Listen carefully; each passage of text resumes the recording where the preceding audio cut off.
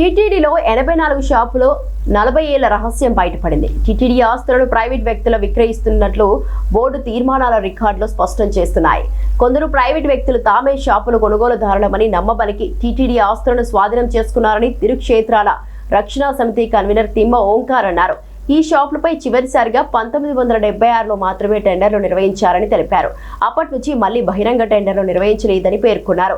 26 tender షాపులకు తామే చట్టబద్ధ వారసులమని legal heir certificate తెచ్చుకున్నారని ఆయన ఆరోపించారు.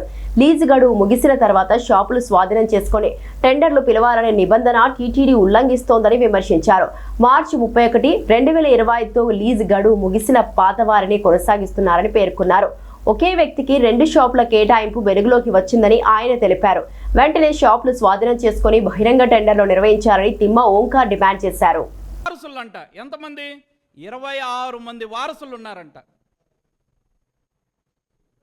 ఇది ఒక ఆశ్చర్యకరమైన విషయం. ప్రైవేట్ ఆస్తి క్లెయిమ్ చేసుకుంటే మనమేం పట్టించుకోమండి. టీటీడీ ఆస్తిని 26 మంది క్లెయిమ్ చేస్తున్నారు. ఎంత దౌర్భాగ్య పరిస్థితి ఇది. ఎవరైనా ఈరోజు మేము ఒకటే అడుగుతున్నాం, టీటీడీ ఈవో గారు కానీ లేకపోతే అడిషనల్ ఈవో గారిని కానీ, వారి ఆస్తిని కబ్జా చేస్తే వారు ఏం చేస్తారు? వెంటనే పోలీస్ స్టేషన్లో పోయి ఎఫ్ఐఆర్ నమోదు చేపిస్తారు. మరి టీటీడీ ఆస్తిని అమ్మేస్తే మీరే చెప్పారు ఇక్కడ claiming as purchaser, claiming as legal heirs అని మీరే పొందుపరిచారు ఇక్కడ. మరి వీరి మీద ఎందుకు ఎఫ్ఐఆర్ నమోదు కాలేదు ఇంతవరకు? ఏంటిది? ఇంత దారుణమా? ఇంత అన్యాయమా? భారతదేశంలోనే ఎక్కడ ఇలాంటిది జరిగిండదు. ఒక టీటీడీలో జరిగింది, ఒక తిరుమలలో జరిగింది. అది కూడా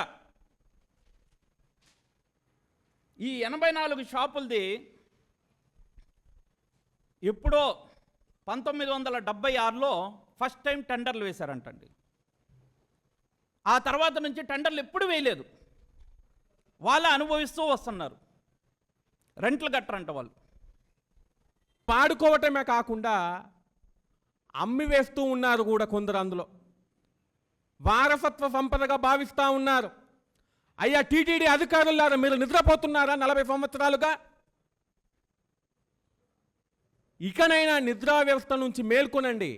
40 సంవత్సరాలు నిద్రపోయిన నిద్ర చాలు. మీరు ఇంకా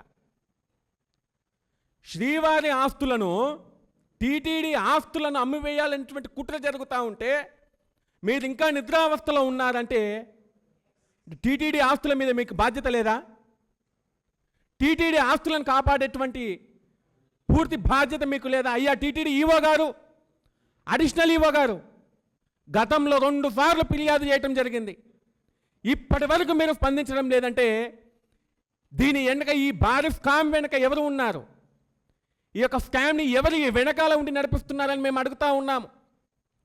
ఈరోజు ఈ యొక్క షాపులు, 50కి పైగా షాపులు నడిపేటటువంటి వారు ఎవరైతే ఉన్నారో వీరి యొక్క చర్య పూర్తిగా ఒకవైపు ఎండోమెంట్ రూల్స్కి వ్యతిరేకంగా, టీటీడీ నిబంధనలకు వ్యతిరేకంగా పనిచేస్తున్నా కూడా ఈరోజు మీరు స్పందించడం లేదు. మేము అడుగుతూ ఉన్నామయ్యా అధికారులారా,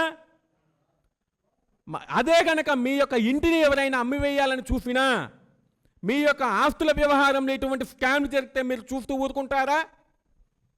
ఇదివరకు ఎప్పుడో వారి మీద కేసులు పెట్టి కఠిన చర్యలు తీసుకుంటారు. మరి టీటీడీ ఆస్తుల విషయంలో